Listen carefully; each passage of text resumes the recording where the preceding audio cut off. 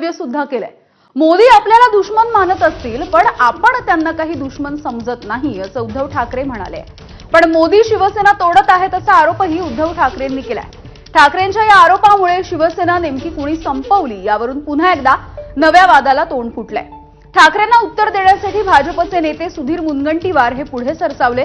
शिवसेना संपली नाही तर एकनाथ शिंदेंकडे शिफ्ट झाली असा टोला मुनगंटीवार यांनी लगावलाय।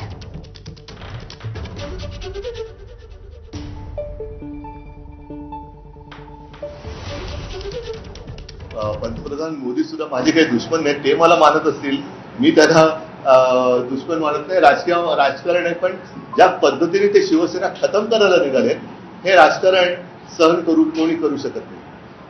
आणि तरी देखील त्यांच्या मनात पाप जरी असलं तर मी मात्र त्यांना शुभेच्छा देतो की लवकरात लवकर आपल्याला असं आहे की शिवसेना संपवण्याचं महत्वाचं कार्य तर तेच त्यांनी स्वतः 24 ऑक्टोबर 2019ला सुरू केलं आणि त्यांच्या कामामध्ये आदरणीय संजय राऊत साहेब रोज हे संपवायचीच आहे असं स्वतःला पटवून देत राहतात। कोण संपवणार आहे शिवसेना? अरे जी कार्यकर्त्यांची शिवसेना होती ती कोणीच संपवू शकत नाही। ती शिवसेना जी कार्यकर्त्यांची स्वर्गीय हिंदुहृदय सम्राट बाळासाहेब ठाकरेंची आहे ती आता मात्र शिफ्ट झाली माननीय एकनाथ शिंदेंची झाली, एवढाच फरक आहे।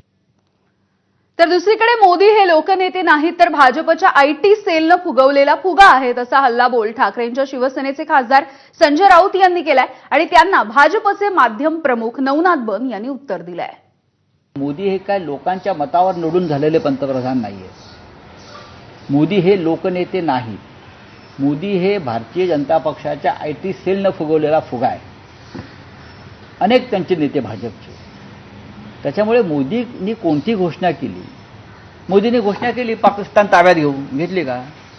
पंतप्रधान नरेंद्र मोदीजींवर टीका करणं म्हणजे सूर्यावर थुंकण्याचा प्रकार आहे। संजय राऊत, तुम्ही कितीही पद्धतीने सूर्यावर थुंकण्याचा प्रयत्न केला तर ती थुंकी तुमच्या तोंडावर पडल्याशिवाय राहणार नाही आणि महाराष्ट्र बघतोय। संजय राऊत रोज सूर्यावर थुंकण्याचा प्रकार करताय आणि ती थुंकी संजय राऊत यांच्या तोंडावर पडते। दरम्यान पंतप्रधान मोदी यांच्या वाढदिवसावरती बोलताना काँग्रेसच्या खासदार प्रणिती शिंदे यांनी एक वादग्रस्त असं वक्तव्य केलंय। मोदींचा वाढदिवस हा देशासाठी काळा दिवस असल्याचं जळजळीत वक्तव्य प्रणिती शिंदे यांनी केलंय आणि यावरती भाजपनं सुद्धा आता पलटवार केलाय। राहुल गांधी काँग्रेसची कारकीर्द हीच काळवंडलेली असल्याची टीका भाजपनं केली आहे। नहीं, ये हमारे लिए ब्लैक डे है क्योंकि आज हमारे देश में अघोषित इमरजेंसी चल रही है, अनडिक्लेयर्ड इमरजेंसी चल रही है। ऑपोजिशन को बोला नहीं दे रहे हैं, वोट चोरी वहां पे हो रही है, प्रेस के सारे जो राइट्स है वो खींचे गए हैं। काळा दिवस जर तुम्हाला आठवायचा असेल तर आणीबाणीचे दिवस आठवा, कशाला काळा दिवस म्हणता आहात? हा काळा दिवस नाहीये, ही काँग्रेसच्या डोळ्यामध्ये आलेली ही आजारपणाची लक्षणं आहेत, त्यांना चांगलंही काळं दिसतं। दरम्यान आता याविषयी उपमुख्यमंत्री एकनाथ शिंदे यांनी नेमकं काय म्हटलंय आपण बघूया। 2014 से पहले ये देश में क्या था? ये देश में 2G स्पेक्ट्रम, कोयला घोटाला, चारा घोटाला, कॉमनवेल्थ घोटालेबाजों का सरकार था।